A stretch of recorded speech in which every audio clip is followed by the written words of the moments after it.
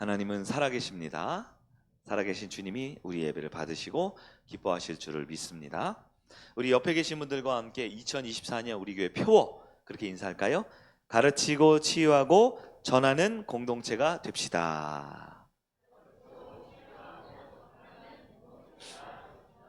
아멘, 아멘. 우리 그 송구 영신 예배 때 우리 세 번이나 크게 재창을 했는데요. 우리 한 번 더 우리 표현을 한번 해볼까요? 저를 한번 따라해 주세요.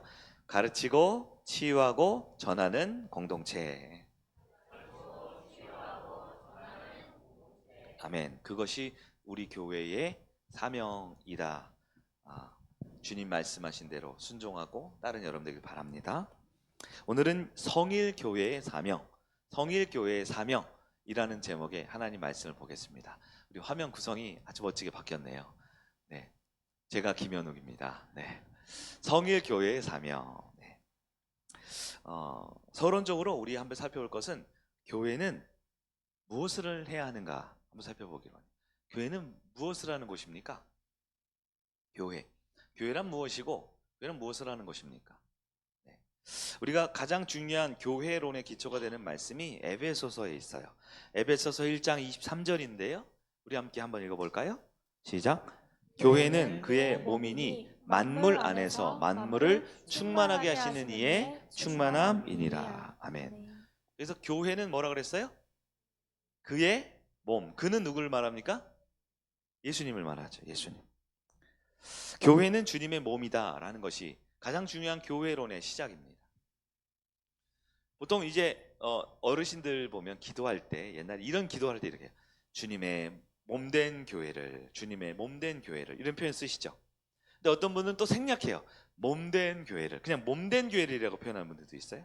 주어가 생략돼요. 주어가 뭐예요? 예수님입니다. 주님. 우리 그리스도인들의 인생의 주어는 내가 아니라 예수님입니다. 예수님. 주님이 우리의 주어예요. 여러분, 교회는 뭐예요? 주님의 몸입니다. 주님은 교회의 머리이십니다. 근데 교회가 뭐예요? 교회는 성도잖아요. 교회는 건물이 아니죠. 교회는 성도죠. 즉 다시 말해 성도의 머리는 예수님. 예수님은 누구의 머리? 성도의 머리. 그럼 예수님의 몸은 누구일까요? 당연하겠죠. 바로 우리 성도입니다. 예수님께서 교회, 즉 성도의 머리가 되시고 또한 성도, 즉 교회가 예수님의 몸이다라는 사실은 아주 중요한 두 가지 진리를 우리에게 알려줍니다. 첫 번째는 바로 우리가 주님께 그만큼 소중하다라는 거예요. 예수님의 몸이잖아요. 여러분, 내 몸이 중요합니까? 이렇게 오늘처럼 추운 겨울날에는 옷을 따뜻하게 입으시죠? 이렇게 반팔티 입고 다니는 사람 없잖아요. 왜요? 왜 그래요? 이상한 사람 될까봐? 그렇지만 내 몸이 소중하잖아요. 추우니까 내 몸을 따뜻하게 해야 되죠. 혹시 시장하신 분 있으세요? 점심? 오늘 떡국이라고 맛있는 거 먹는다는데요. 배가 고프면 어떻게 해요? 내 몸이 중요하니까 음식을 먹는 것이죠. 더우면은 에어컨을 쐬는 것이죠. 재미가 없으면 즐겁게 노는 것이죠. 왜 그렇습니까? 내 몸이 중요하니까 그래요. 여러분, 교회가 즉 성도가 즉 내가 예수님의 몸입니다. 이것은 첫 번째로 그만큼 예수님께 우리는 중요합니다. 예수님께서는 2024년도 한 해도 저와 여러분 우리를 소중하게 여기시고 우리를 사랑하는 주님이심을 믿으시기를 바랍니다. 두 번째는 교회의 사명인데요. 교회가 예수님의 몸이다라는 것은 교회가 예수님의 뜻대로 살아야 된다라는 것을 말합니다. 한 사람은 여러분 머리가 있고 몸이 있잖아요. 머리가 생각해요, 몸이 생각해요. 어떻게 그렇게 잘하셔요? 네.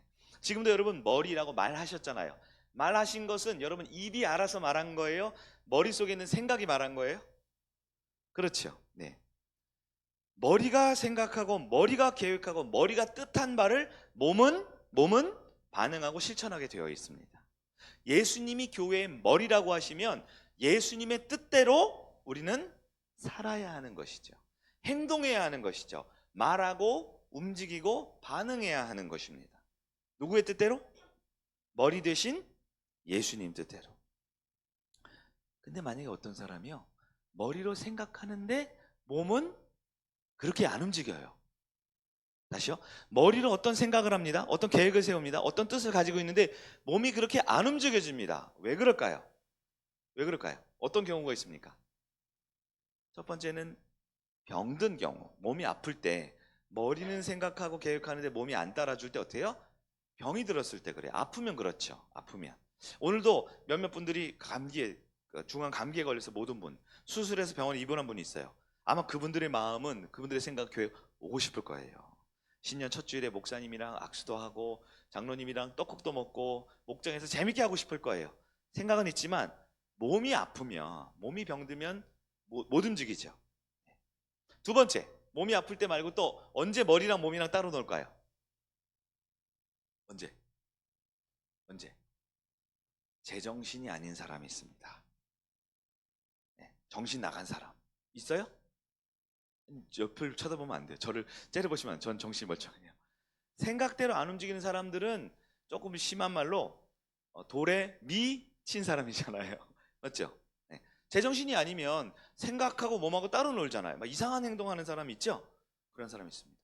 세 번째, 머리와 몸하고 따로 노는 사람이 있어요. 어떤 사람일까요? 죽은 사람입니다. 죽은 사람은 움직일 수 없잖아요. 제가 이렇게 좀 극단적인 예를 든 이유가 있습니다. 교회가 예수님의 몸이라면, 예수님은 교회의 머리시라면 교회는 어떻게 살아야 할까요? 예수님의 뜻대로 살아야 합니다. 예수님의 뜻대로 살아야 합니다. 그것이 바로 교회의 사명이라는 것입니다. 여러분, 예수님은 어떻게 뜻하셨을까요? 예수님은 어떤 생각으로, 어떤 계획으로, 어떤 뜻으로 존재하셨을까요? 오늘 우리가 읽은 마태복음 24장 23절이 바로 그것입니다. 23절에서 우리 다시 한번 볼까요? 예수께서 시작. 예수께서 온 갈릴리에 두루 다니사 가르치시며 천국 복음을 전파하시며 백성 중에 모든 병과 모든 약한 것을 고치시니. 저기 이게 약간 색깔로 칠해놨어요. 우리 미디어 팀이 센스 있게. 자, 첫 번째 예수님께서 하신 게 뭐라고요? 가르치시고, 두 번째 전파하시고, 세 번째 고치시니. 근데 주어가 누굽니까? 예수님이죠. 근데 예수님은 누구의 머리? 교회의 머리. 교회는 누구의 몸? 그러면 저 예수님께서 조금 여러분 외람되지만 조금 발칙한 상상을 할게요. 몸 없이 머리만 대롱대롱 다니면서 가르치시고 전파하시면 고치셨을까요? 아니죠. 예수님께서 머리 되시기 때문에 머리 되신 예수님은 그의 몸인 손과 발과 모든 한 사람의 인생, 모든 몸을 활용해서 가르치시고 치유하시고 복음을 전하셨을 거예요. 저기서 예수께서라고 말하지만 예수님이라는 주어를 교회는 이라고 바꿔도 될까요? 반드시 바꿔야만 합니다. 성도의 삶의 기본 중에 기본, 성도의 삶의 사명 중에 사명은 예수님께서 하신 일을 나도 하는 것, 그것이 성도입니다. 그것이 교회입니다. 그래서 오늘 제목이 성일교회의 사명이 되는 거예요.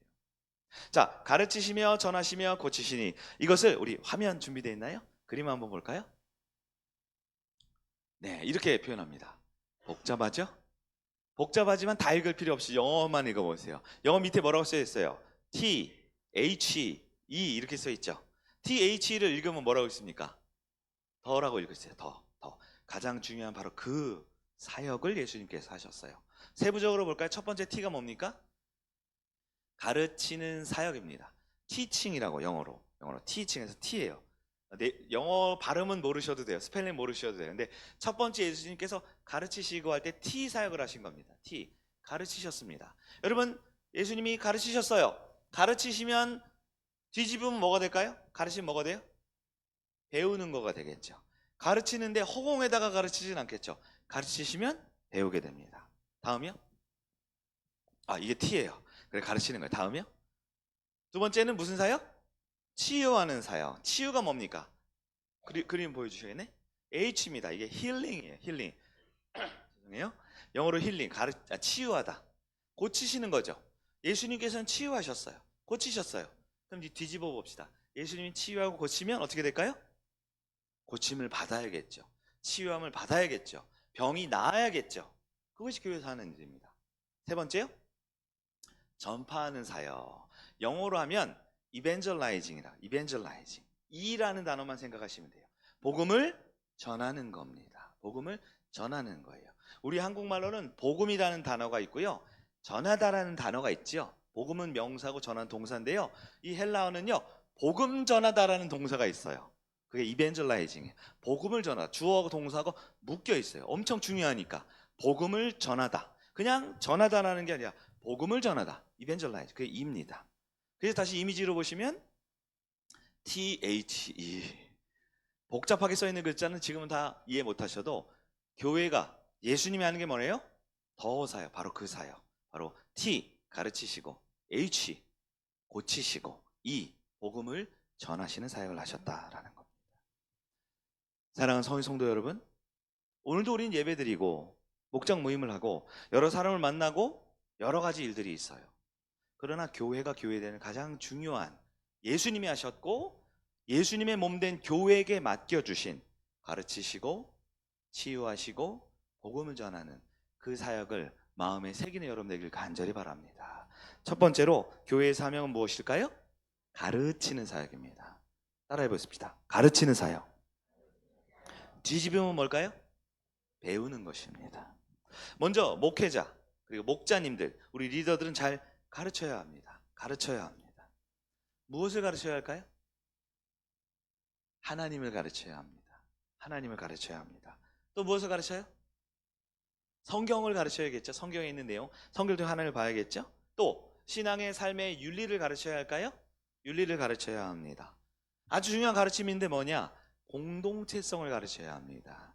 교회는 한 공동체이기 때문에 교회가 정한 규칙, 교회가 정한 약속이 있습니다. 주일 예배는 10시 반에 드립니다. 다른 교회는 11시에 드리기도 하고요.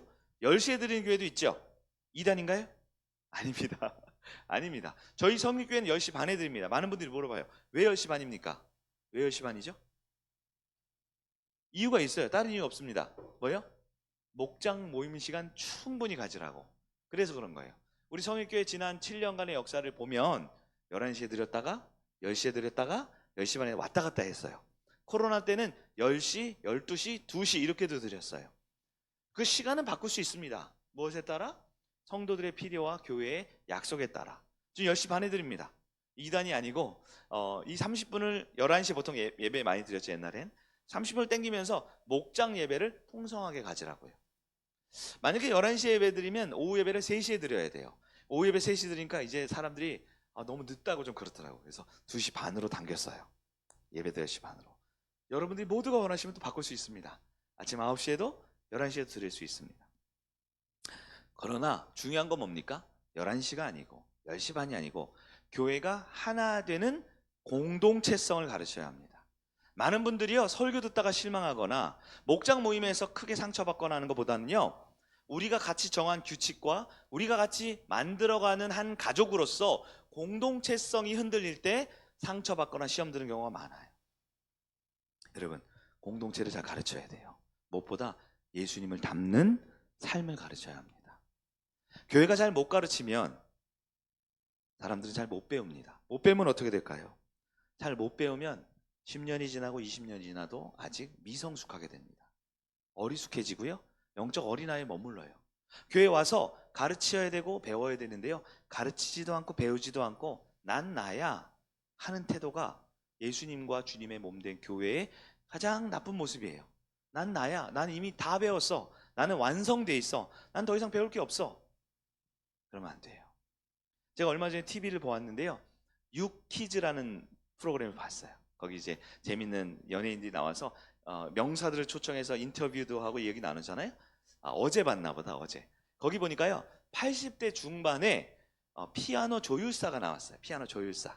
네, 피아노 조율사. 그러면서 띵 치면 음을 알고 그러더라고요. 그래서 저는 박세훈 집사님 생각이 났어요. 음을 막 하고 제가 이렇게 하다 음 틀리면 저기서 확 째려봤거든요. 옛날에. 목사님 음이 틀렸다고. 80 몇 살 분인데 그분 되게 유명하더라고요. 전 세계적인 음악가의 피아노를 다 만져주고요. 우리나라에 있는 무슨 큰 예술전당 같은 데 가서 대공연 같은 데 할 때 20시간, 30시간 조율을 한대요. 되게 유명한 분이죠. 그리고 유명한 사람들이 최고다, 최고다 이런 칭찬을 많이 받았는데 그 할아버지가 이런 얘기를 해요. 내가 나이가 80이 넘었는데 이제 눈 감고도 피아노 조율 잘 할까요? 아니라 그러더라고요. 그분이 이렇게 얘기해요. 분명한 건 내가 나이가 80이 넘었는데 작년보다 올해 나는 더 발전했습니다. 나는 더 배웠습니다. 이렇게 얘기를 하더라고요. 그게 더 멋있더라고요. 배울 게 있다라는 말을 하지만 80이 넘은 그 고령의 어르신이 나는 작년보다 올해 더 배우고 더 성장했습니다. 얘기하더라고요. 여러분 다 배우셨습니까? 다 알고 있습니까? 누구도 태어나면서 하나님을 다 알거나 성경 말씀을 다 이해하거나 교회 공동체가 하나 되는 것을 다 마스터한 사람은 그 누구도 없습니다. 누구도 없습니다. 우리는 배워야 합니다.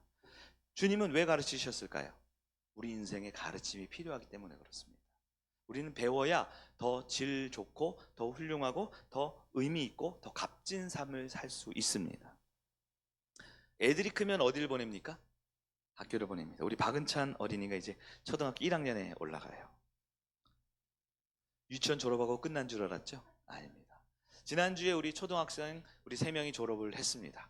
저도 졸업식에 가게 됐는데요. 졸업식 거기에 이런 게 있더라고요. 그 멘트 중에 드디어 초등학교 졸업 끝났다. 근데 그 다음을 모르는 거죠.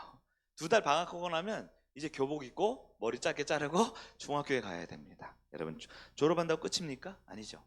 배워야 귀한 삶을 삽니다. 잘 배워야 좋은 인생 삽니다. 다만 세상에서는 뭐를 가르쳐요? 세상에서는 기능적인 부분을 가르치고 지식을 가르치죠. 교회에서는 뭘 가르칩니까? 진리를 가르칩니다. 많은 분들이 이 부분에 잘 배우셔야 돼요. 교회에서 기능과 지식을 배울 수도 있지만 기능과 지식만 배우면 헛똑똑이가 됩니다. 많은 기능을 알고 있고요. 많은 지식이 있는데 그것으로 하나님을 사랑하고 주님의 몸된 교회를 사랑하는 게 아니라 자기를 사랑하고 자기를 드러냅니다. 그래서 제가 제일 싫어하는 게 우리 리더들 팀장들 늘 제가 잔소리하죠. 기능인이 되지 말라고요. 나 뭐 좀 할 줄 안다라고 어깨 으쓱하고 목에 힘주지 말라 그러죠. 그런 사람들은 아예 마이크를 주지 않습니다. 그러나 우리는 배워야 합니다. 무엇을 배워야 합니까? 진리를 배워야죠. 요한복음 8장 31절 32절입니다. 예수님이 이렇게 말씀하십니다. 같이 읽어볼까요? 시작. 너희가 내 말에 거하면 참으로 내 제자가 되고 진리를 알지니 권리가 너희를 자유롭게 하리니. 네, 진리입니다. 진리. 진리를 알면 진리가 우리를 자유롭게 하리라. 이걸 바꿔 말하면 진리를 알면 진리가 우리를 행복하게 할지라. 진리가 우리를 더 값지게 할지라. 진리가 우리를 더 의미 있는 삶을 살게 할지라 라고 말씀했습니다. 여러분 진리를 배우면 자유롭고 의미 있고 행복하고 성숙한 삶을 살게 됨을 믿으시길 바랍니다. 그래서 교회는 잘 가르쳐야 돼요. 목회자인 저도 한 사람으로 잘 가르치도록 더 애를 써볼게요. 성도인 여러분은 더 잘 배우셔야 합니다. 그리고 여러분은 이제 어떻게 될까요? 여러분도 가르쳐야 합니다. 기본적으로 여러분 설교는 뭡니까? 설교는 가르치고 배우는 시간입니다. 많은 분들이 설교 시간에 보니까 필기를 하시더라고요. 여러분 지금도 필기하셔요? 나눠드린 우리 청년들이 이렇게 화면도 있지만 이렇게 해달라고, 다른 교회는 이렇게 한다고 제가 작년 말부터 했잖아요. 제가 되게 착하거든요. 원하면 다 해줍니다. 이렇게 했더니 쓰는 분들이 있어요. 필기 이렇게 하는 분들이 있죠. 진짜 궁금한 게 있습니다. 집에 가서 다시 보나요? 봐요? 아, 본다는 분이 있어요. 훌륭합니다. 근데 안 봐도 됩니다. 안 봐도 됩니다. 쓰는 게 중요할까요? 나름 의미가 있어요. 왜냐하면 이 쓴다라는 건 생각을 정리하는 것이기도 하고 이걸 받아들인다는 뜻이에요. 내가 받아들인다는 거예요. 실제로 여러분 적은 거 보십시오. 여러분이 받아들인 것만 씁니다. 은혜 안 되거나 좋지 않은 말은 거기다 안 적어요. 받아들인다는 겁니다. 여러분 필기하는 것도 좋고요. 또 더 좋은 건 예배 시간에 목회자를 바라보고 눈을 바라보고 예배에 집중하는 겁니다. 고개 숙인 분들 고개 좀 드세요. 뭐 이렇게 피곤해 하셔가지고 고개를 숙이고 있습니다. 고개를 드세요.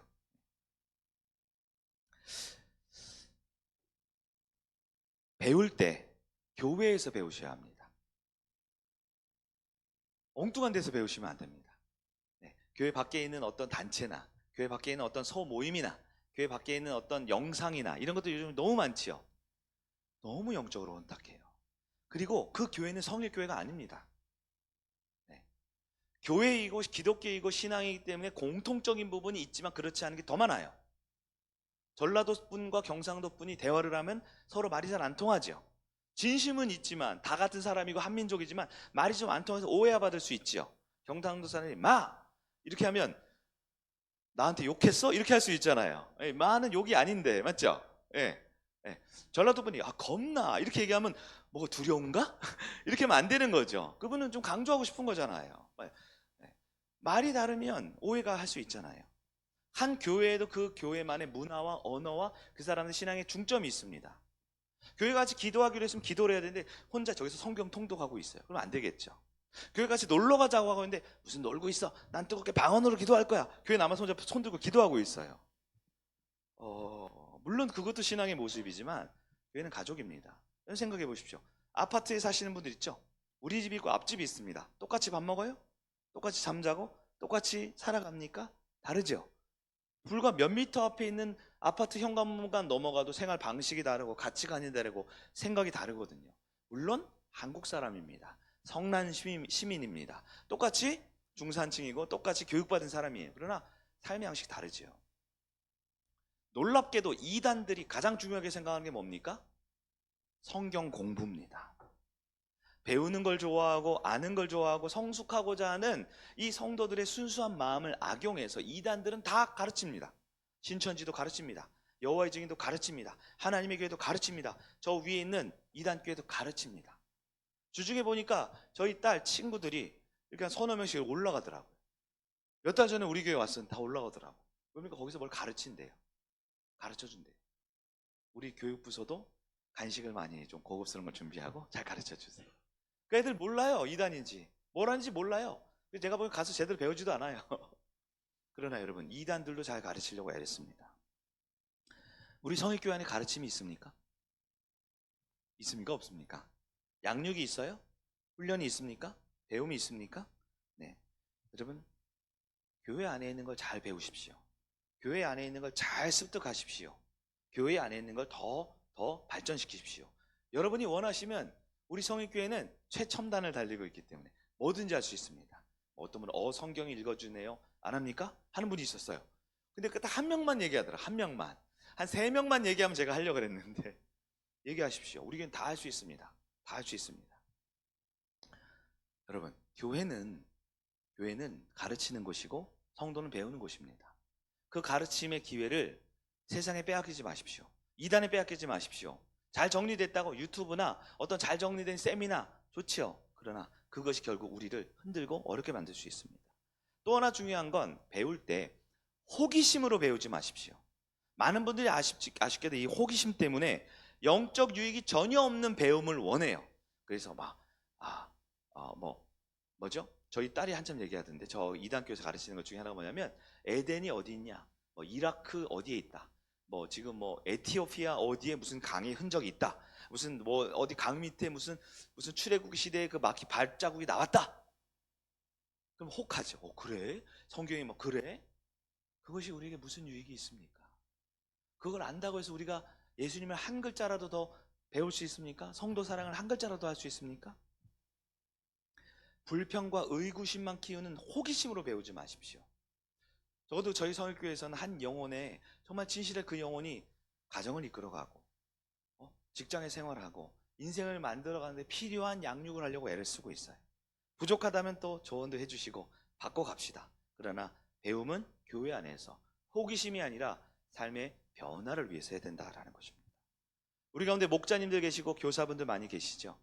목자님들과 교사분들에게는 신년 초에 꼭 부탁드리고 싶은 게 있어요. 잘 배우십시오. 잘 배워야 가르칠 수 있습니다. 내 안에 있는 것이 많지 않으면, 내 안에 바른 하나님이, 바른 신앙의 교회의 방침이, 바른 교회 안에 있는 진리가 내 안에 꿈틀꿈틀 살아나야 내가 가르치고 내가 전하는 것이 하나님으로 충만해질 수 있는 것입니다. 제가 굉장히 두려워하는 말이 있는데요. 설교와 교과서에 있는 얘기예요. 제가 지금도 담임 목사 한 지 7년 됐는데도, 목사 된 지는 지금 한 15년 됐는데도 지금도 설교학 책이 나오면 매주 신간을 사보거든요. 설교학 책의 대부분에 이런 말이 있어요. 뭐라고 써있냐? 제가 할까 말까 너무 두려운데 이렇게 돼 있어요. 성도는 설교만 듣는 게 아니라 설교자를 듣는다. 이런 말이 있어요. 성도는 설교만 듣는 게 아니라 설교자를 듣는다. 굉장히 저를 잘 보고 계시네요. 우리가 가르치는 입장에 있을 때는 전하는 말 내용뿐만 아니라 그의 마음과 그의 영혼과 그의 삶의 태도가 고스란히 전달되고 있다는 겁니다. 저도 더 잘 가르치기 위해 애를 쓰겠습니다. 지난주까지 못 가르쳤어도 여러분 이해해 주세요. 이번 주부터 더 잘하겠습니다. 여러분 가운데 목자가 있습니까? 교사가 있습니까? 여러분의 모국어는 여러분의 아이들, 자녀들은 여러분이 가르치는 말만 듣는 게 아니라 여러분을 배우고 있습니다. 여러분을 따라하고 있습니다. 우리의 신앙의 모습 잘 가르치고 배우는 교회가 되기를 간절히 바랍니다. 교회 두 번째 사명은 치유하는 사역입니다. 23절 하반부 볼까요? 시작. 백성 중에 모든 병과 모든 악한 것을 고치시니. 여러분, 주님은 사람들을 고치셨습니다. 2024년 우리 성교회 모든 성도에게 예수님의 치유의 은혜가 있기를 간절히 바랍니다. 특별히 병환 중에 있는 성도들이 있으시죠? 이 자리에 못 오셨겠지만 아프셔서 입원하시거나 집에서 지금 쉬고 계신 분들 가운데 몸과 마음과 영혼이 깨끗이 치유받는 은혜가 있기를 간절히 바랍니다. 근데 주님의 치유 사역, 예수님이 치유하셨기 때문에 교회도 치유를 해야 합니다. 그럼 교회는 무엇을 치유해야 할까요? 사람은 세 가지가 있다 그랬어요. 첫 번째는 몸이 있어요. 육체가. 두 번째는 혼이 있어요. 혼은 지정의, 생각과 감정과 의지가 있습니다. 마지막 세 번째는 영이 있습니다. 영은 어디라고 해야 될까요? 여기로 해야 될까요? 여기로 해야 될까요? 눈에 보이지 않고 손에 잡히지 않죠. 영이 있습니다. 교회는 무엇을 고쳐야 할까요? 몸입니까? 혼입니까? 영입니까? 교회는 다 고칠 수 있어야 합니다. 실제로 그래서 우리 병든 분이 있으면, 육체적 병이 있으면 같이 기도하는 겁니다. 그리고 죽을 뻔한 사람도 살아나고 많이 아픈 사람도 일어나고 몇 년째 앓고 있던 질병도 교회 안에 기도할 때 많이 나았습니다. 많이 나았습니다. 그러나 예수님께서는 2024년 현대 대한민국 사회에 육체의 병을 고칠 수 있는 또 다른 기관을 많이 만들어 주셨어요. 병원이 있습니다. 약이 있습니다. 의사, 약사 많이 있습니다. 육체의 질병은 병원에, 약은 약사에게 고치면 됩니다. 물론 기도해야 되죠. 더 중요한 고침이 있어요. 뭘까요? 혼의 고침입니다. 생각이 병든 사람은 진짜 고치기 힘들더라고요. 감정이 아픈 사람은 진짜 바꾸기 어려워요. 얘기를 해주고 달래주고 설득하고 품어주고. 근데 이 생각이 병이 들었으니까, 이 마음이 아프니까 의지가 너무너무 오랫동안 병들어서 불구가 돼버렸어요. 의지가 안 돼요. 그 의지가 안 돼요.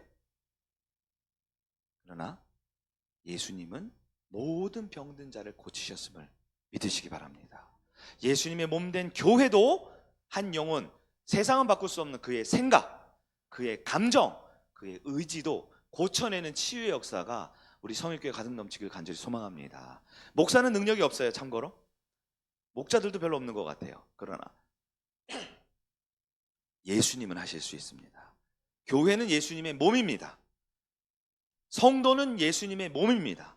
나는 예수님의 몸입니다. 서두에 말씀드렸죠? 교회가, 성도가, 내가 예수님의 몸이기 때문에 예수님이 우리를 너무 소중히 여기고 너무 돌보시고 있습니다.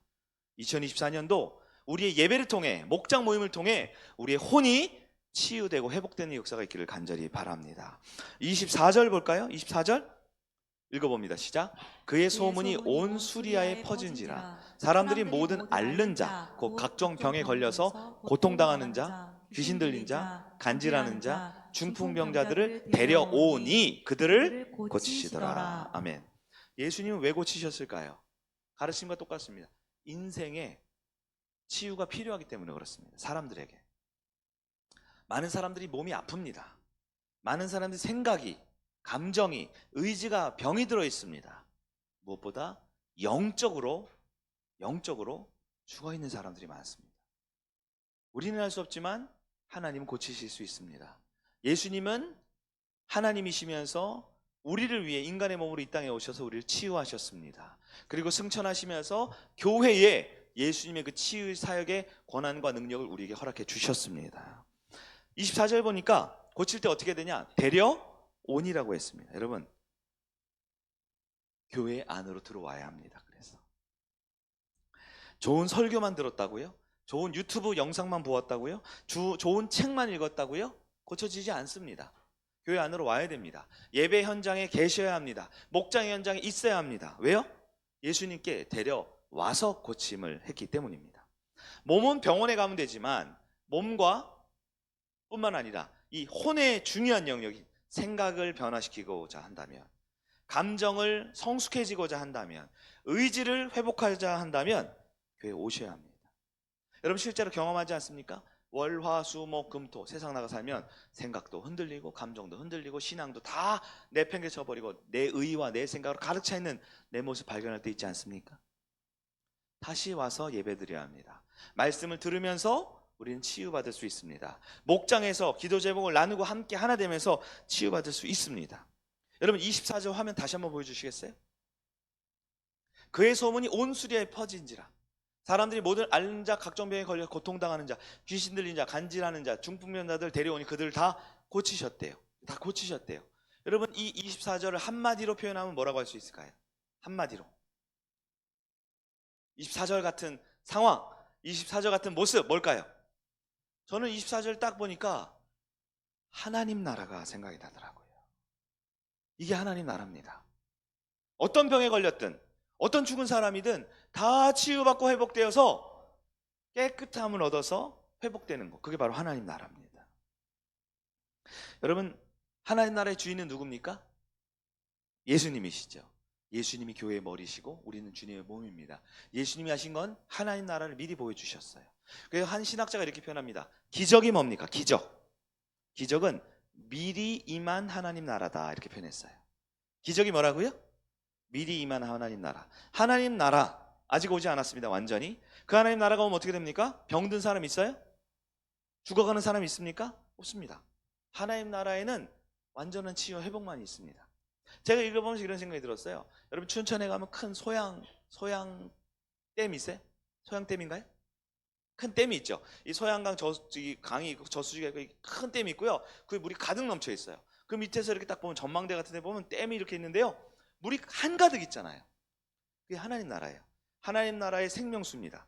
그 물이 댐문이 열려서 콸콸 넘치면 어떤 병도, 어떤 악한 것도, 어떤 죄도 다 사함받고 치유받아서 완전히 회복된 하나님 나라가 시작됩니다. 근데 아직 소양강 댐이 문이 열리지 않았어요. 단단해요. 근데 이런 생각이 들더라고요. 그 큰 댐 벽면에 아주 작은 그 구멍이 났어요. 작은 균열이 갔어요. 크랙이 생겨서 물이 이렇게 솟아나옵니다. 그럼 물이 이렇게 꽉 막히는데 조그만 크랙이 생기면 물이 쫙 나오는 거 있죠? 쫙. 우리 여름에 여기 호수 보면 여름에 이렇게 물 줄 때 호수 이렇게 옆에 구멍 나면 물이 쭉 새 나오잖아요. 마치 그것처럼 그 거대한 댐은 여전히 임하지 않았지만 작은 구멍 하나 생기면 물줄기가 그냥 폭포수처럼 확 쏟아지잖아요. 그게 바로 기적이라는 거죠. 기적은 우리의 삶에 일어나지 않습니다. 우리는 합리적이고 과학적이고 상식적인 삶을 살지요. 근데 그런 기적이 때로는 우리에게 필요할 때가 있어요. 여러분에게 기적이 필요합니까? 여러분에게 하나님의 특별한 은혜가 필요할 때가 있습니까? 내 힘으로는 도저히 안 되겠지. 하나님만이 주신 특별한 도움과 은혜가 필요할 때가 있습니까? 그런데 그것이 임할 수 있습니다. 언제요? 기적이 뭐예요? 미리 임한 하나님 나라고 했죠? 저 소양강 댐 문을 열 때 하나님 나라가 완전히 임한, 즉 예수님이 재림하실 때 이 세상은 완전히 하나님 나라로 시작되겠지만 아직 임하지 않은 그 나라, 댐문 하나 정도 우리가 필요할 때 주님이 열어줄 수 있습니다. 하나님의 은혜가, 하나님의 기적이, 하나님의 특별한 역사하심이 임할 수 있을까요? 교회가 바로 그것을 하는 것입니다. 그래서 교회는 기적이 상식이 돼야 돼요. 병 나은 사람 당연한 겁니다. 너무 놀라지 마세요. 정말 바뀌지 않을 것 같던 그 인간이 은혜 받아서 기도하고 예배드리고 찬송을 부르고 박수를 쳐요. 세상 좋아졌네. 아니요. 교회는 그런 곳입니다. 가장 큰 기적이 뭡니까? 손이 있으시면 가슴에 손을 얹어보면 좋습니다. 나 같은 인간이 예수 믿어 바뀐 겁니다. 그게 가장 큰 기적이 아니겠습니까? 세일의 말씀 양육 이번에 이제 네 번째 합니다. 네 번째. 네, 오랜만에 한다고 사람들이 뭐야 이렇게 얘기하는데요. 복음은 반복됩니다. 21일도 똑같고요. 설교 주제도 똑같고 기도도 똑같습니다. 그러나 지난번 3번 할 때 똑같은 말은 이번이 가장 좋았어요. 이번에 저 방언 받았어요. 이번에 저 기도 응답 받았어요. 아, 이번에 나 믿음이 확실히 변화됐어요. 하는 고백이 있더라고요. 복음은요, 반복이 더 중요합니다. 복음은 새로운 게 아니에요. 성경에 다 있습니다. 우리가 못 알아들어서 그렇죠. 하나님은 변함이 없습니다. 우리가 그분을 못 만나서 그렇죠. 세례 말씀 양육 2024년 가장 중요한 영적인 시간입니다. 하나님 꼭 만나 여러분 되길 바랍니다. 교회 사명 마지막 세 번째는 복음을 전하는 사역입니다. 예수님은 복음을 전하는 사역을 하셨어요. 교회는 복음을 전해야 할까요? 언제 전해야 할까요? 새 가족이 왔을 때만? 아니요. 교회는 매주일 강단에서 복음을 선포해야 합니다. 성도는요, 매주일 복음을 들어야 합니다. 왜 그럴까요? 첫 번째, 두 번째 이유 똑같습니다. 왜 가르쳐야 돼요? 우리 인생에 가르침이 필요하거든요. 왜 치유하셨어요, 주님이? 우리 인생에 고침받은 게 필요하거든요. 교회는 복음을 전해야 됩니다. 왜요? 우리는 복음이 필요하기 때문에 그렇습니다. 여기서 말한 첫 번째 사명인 가르침과 세 번째 복음 전하는 것과 좀 비슷해 보이지 않습니까? 근데 이렇게 생각하면 좋지 않을까 싶어요. 가르침은 조금 더 진리이지만 그건 지식적인 영역이지만 복음을 전하는 것은 인격적인 영역입니다. 만나는 것입니다. 그래서 복음을 전할 때 우리가 해야 될 게 뭐예요? 받아 적고 그렇구나 사인하고 다시 들여다보고 외우고 암기하는 게 아니라 예배 시간에 복음을 전할 때 복음을 받아들이는 가장 좋은 방법이 뭡니까? 지식이 아니라 인격적 만남이기에 뭐가 필요합니까? 아멘이 필요한 겁니다. 그래서 아멘이 필요한 겁니다. 한번 쑥스럽지만 따라해 보실까요? 아멘. 두 명이 안 했어요. 두 명이. 다시 한번 아멘. 아멘은 광신도들만 하는 게 아닙니다. 아멘은 장로님 권사님만 하는 게 아닙니다. 아멘은 뭡니까? 내가 그것을 받아들이겠다라는 우리 그리스도인들의 신앙의 고백입니다. 나는 받아들이겠습니다. 때로는 너무 어렵지만, 때로는 너무 불가능해 보이지만, 때로는 나와 전혀 다르지만 너무 힘든데 그래도 내가 한번 순종하겠습니다. 따라보겠습니다. 그게 아멘인 거예요. 천국은 누구의 것이냐? 예수님의 것인데요. 예수님의 몸된 성도들에게도 주셨습니다. 그 천국에 들어가려면 어떻게 됩니까? 복음을 받아들여야 됩니다. 그것을 받아들이는 것을 영접한다 그래요. 요한복음 1장 12절 자녀 권세 주제죠. 같이 봅니다. 시작.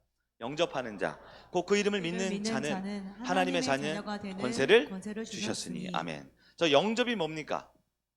영접이란 말이 조금 고상한 말이니까 전 이렇게 바꾸고 싶어요. 아멘 하는 자는. 복음을 선포할 때 복음을 받아들여야 합니다. 집에서 혼자 혹은 운전하다가 나 복음의 은혜 받았어, 성령 충만했어, 가능하지만 여러분 매주일 선포되는 복음의 시간에 영접하지 않으면 아멘 하지만 어떻게 됩니까? 다시 한번 보여주세요. 영접 대신 아멘으로 바꿔서 한번 읽어볼까요? 시작. 아멘 하는 자, 곧 그 이름을 믿는 자들에게는 하나님의 자녀가 되는 권세를 주셨으니. 아멘. 여러분, 하나님의 말씀이 선포되고 목장에서 은혜가 나눠질 때 아멘으로 받아들이는 여러분 되기를 바랍니다. 예배 시간은 그래서 우리가 복음을 전하는 시간이에요. 그런데 그럼 여러분, 예배 신학적으로 예배는 예수 믿는 사람이 드리나요? 예수님 안 믿는 사람도 드릴 수 있나요? 예배는 예배 신학적으로 믿는 사람이 드리는 게 예배입니다. 그럼 안 믿는 사람 오지 말아야겠네요. 안 믿는 사람 초청하면 안 되죠? 아니죠. 왜냐하면 예배는 복음을 전하는 시간이기 때문에 첫째, 초청을 의미합니다. 초청. 그래서 와서 복음을 들어보게 하는 거예요. 물론 그분은 아직 예배자가 아닐 거예요. 아직 구원을 받은 자가 아닐 거예요. 예수를 믿지 않습니다. 그러나 예배 시간에 초청해야 합니다. 두 번째, 그에게 간증을 해야 됩니다. 간증이 뭡니까? 설교 중간에 옆에서 얘기하라는 얘기 아니고요. 내가 주님을 사랑하는 모습으로, 내가 찬송하고 말씀 듣는 모습으로 예수 믿는 사람의 삶을 증거하는 겁니다. 그게 간증입니다. 그래서 예배 시간 새 가족이 오면 옆에 있는 사람이 참 중요해요. 새 가족이 왔으면 옆에 나는 나는 친구 안 데리고 왔지만 옆에서 내가 간증할 수 있는 기회네 라고 생각하셔야 됩니다. 특히 앞에 있는 예배 인도자들, 제가 얘기했잖아요. 목소리로 찬양합니까? 머리끝부터 발끝까지 찬양합니까? 보통 답은 뒤에 말해요. 우리가 예배할 때는 목소리로만 하는 게 아니죠. 저도 지금 목소리가 안 좋아서 죄송합니다. 머리끝부터 발끝까지 우리의 모습으로 우리는 예배를 인도하는 거죠. 세 번째는 뭡니까? 초청, 간증, 그다음 뭐예요? 복음을 전하는 겁니다. 여러분, 주일 예배 시간에 복음을 직접 전하는 건 목사님한테 좀 맡겨도 될까요? 기분 나쁜 분 있습니까? 따로 나가서 설교 한번 더 하고 싶으세요? 네. 여러분 설교를 잘 들어야 하는 게 이게 이어지는 겁니다. 내가 말씀을 잘 듣고 내가 아멘하고 그걸 잘 받아줬고 그대로 살아내는 것이 최고의 전도입니다. 원래 이 세 가지예요. 예배 시간에 초청합니다. 예배 시간에 내 예배로 간증을 합니다. 예배 시간에 설교와 찬양으로 복음을 전합니다. 근데 여기 한 가지 더 있어요. 네 번째 뭡니까? 이미 복음을 받아들였지만 복음은 자꾸 희석되는 것 같아요. 복음을 받아들였지만 복음을 자꾸 까먹으시는 것 같아요. 복음을 받아들였지만 내 삶에 이 힘들고 어려운 삶 때문에 복음을 자꾸 잊어버립니다. 그래서 우리는 복음을 또다시 들어야 합니다. 복음을 또다시 들어야 합니다. 그래서 로마서가 쓰여져 있어요. 로마 교회는 복음을 알고 있는 사람들이에요. 근데 사도 바울은 로마에 복음서를 다시 보냅니다. 로마서라는 이름으로요. 왜요? 복음을 자꾸 잊어버리고 복음이 희석되고 복음이 자꾸 혼탁해지니까요. 여러분, 예배 시간 복음을 전하는 교회, 복음을 받아들이는 교회, 또 많은 사람들에게 복음을 증거할 수 있는 우리 선교회 되길 간절히 바랍니다. 말씀을 정리하겠습니다. 2000년 전 예수님께서 이 땅에 오셔서 세 가지 사명을 가지셨어요. 마태복음 4장 23절. 가르치시고 치유하시고 복음을 전하셨습니다. 오늘날 예수님께서는 교회, 바로 우리 성일교회에 예수님의 몸이 된 성일교회, 한 지체된 성일교회에 예수님의 사명을 배우고 그렇게 사명을 가지라 명하셨습니다. 우리 성일교회 사명 첫 번째가 뭡니까? 가르치는 사역입니다. 성도들은 잘 배우시기 바랍니다. 성일교회에 주어진 두 번째 사명이 무엇입니까? 치유하는 것입니다. 치유함의 은혜가, 그리고 더 많은 사람 치유할 수 있도록 넉넉해진 여러분 되길 바랍니다. 세 번째, 복음을 전하는 사역입니다. 초청하시고 간증하시고 복음을 듣게 하시고 나도 또한 매주에 복음을 다시 듣는 우리 교회가 되길 바랍니다.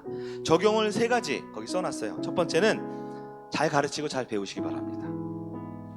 이따 목장 나눔할 때 한번 서로 얘기해서 어떻게 가르치고 어떻게 배울지. 두 번째 적용이 뭡니까? 그러려면 목장이 하나 되어야 됩니다. 그 하나 되는 모습이 사람들에게 은혜를 끼칩니다. 부흥하는 목장, 하나 되는 목장, 모이게 힘쓰는 목장, 반드시 그 가운데 하나됨이 있더라고요. 세일의 말씀 양육 아주 중요합니다. 꼭 참석하셔서, 너무너무 힘들어도 오늘은 꼭 참석하셔서 우리가 하나님의 은혜를 새롭게 시작하시기 바랍니다. 세 번째 적용이 뭘까요? 복음 전하는 사역의 시작은 예배 초청하는 겁니다. 2024년 여러분 꼭 한 사람이 한 명의 영혼을 초청해 봅시다. 그리고 간증해 봅시다. 그리고 복음을 전하고 복음을 듣고 치유하는 우리 성의교회가 되기를 주님의 이름으로 축원합니다. 시간이 오늘 많이 갔습니다. 여러분, 우리 함께 이 찬양, 교회 찬양 부르면서 우리의 모습을 다시 한번 주님 앞에 점검하기를 원합니다.